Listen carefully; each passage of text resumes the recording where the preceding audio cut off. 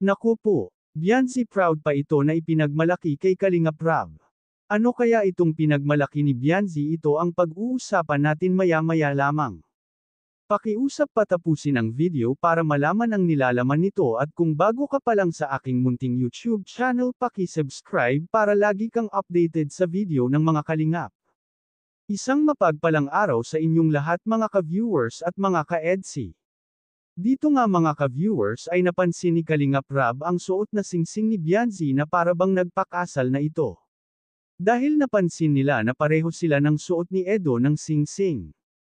Sinabi ni Kalingap Rab na pareho kayo ng suot ng singsing. Dito nga ay pinagmalaki ni Beyonce na kahit daw sa buong paaralan ay alam na daw na taken na siya. Talagang proud pa na sinabi ito ni Beyonce, talaga naman hindi kinakahiya ni Beyonce si Kalingap Edo, talagang proud pa ito na si Kalingap Edo ang kanyang boyfriend, proud ito na pinagmamalaki niya sa paaralan. Dahil sinabi nga nito na alam na daw sa buong paaralan na boyfriend niya si Kalingap Edo. Talagang na-inlove na si Beyonce ng tuluyan kay Kalingap Edo. Ito yung sinasabi ni Kuya Val noon na kung magkagustuhan wala na daw silang kinalaman doon dahil hindi na nila hawak ang puso ng dalawa. Kung sabagay wala rin naman dapat pangamba dahil ito daw ay alam na alam ng mga magulang ni Beyonce. Kumbaga itong si Kalingap Edo ay may basbas na ng mga magulang ni Beyonce.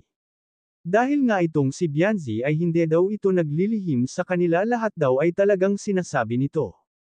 Kaya naman ay itong si Kalingap Edo ay welcome na welcome sa pamilya ni Beyonce at talagang malaki na ang tiwala nila kay Kalingap Edo. Kaya naman pag si Edo ang sumando kay Beyonce ay panatag daw ang loob nila at hindi sila nag-aalala.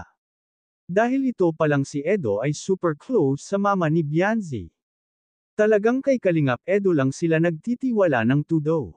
Dahil sa nalalapit na ang debut ni Beyonce, Kalingap Edo ay naghahanda na.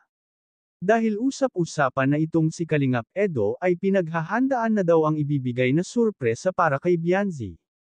Ano kaya ito mga ka-EDSI? May haka-haka na baka daw ay mag-propose na itong si Kalingap Edo dahil natatakot daw ito na baka may manligaw pa kay Beyonce.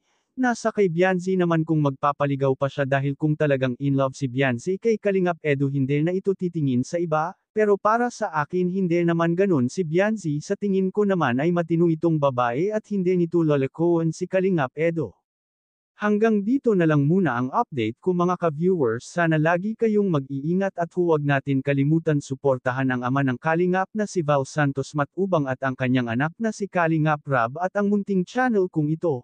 Maraming salamat po at God bless sa inyong lahat.